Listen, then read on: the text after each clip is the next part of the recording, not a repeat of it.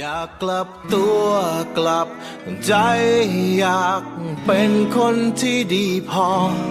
แต่จะขอให้เธอจงรอได้ไหม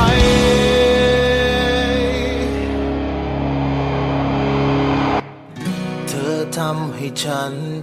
อยากเป็นคนที่ดีกว่านี้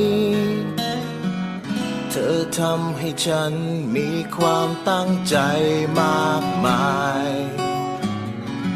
เธอทำให้ฉันอยากทำให้เธอไม่อายเวลาที่ใครถาม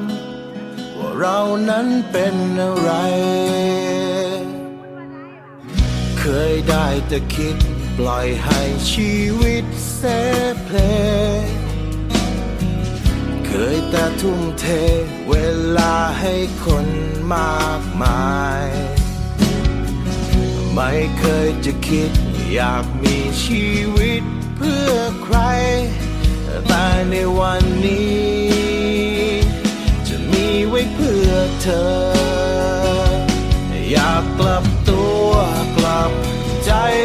อยากเป็นคนที่ดีพอแต่จะขอให้เธอจงรอได้ไหม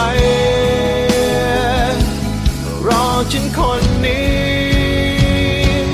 อยากดีพอให้สมที่เธอนั้นโน้มตัวลงมาอยู่ข้างฉันเพราะเธอคือคนสำคัญบอกเลยไม่ต้องเกรงใจ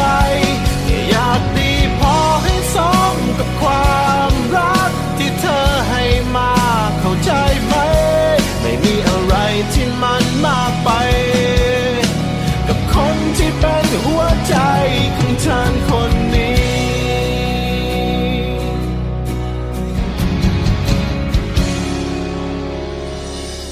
ที่ให้วันนี้อาจเป็นเพียงคำสัญญาแต่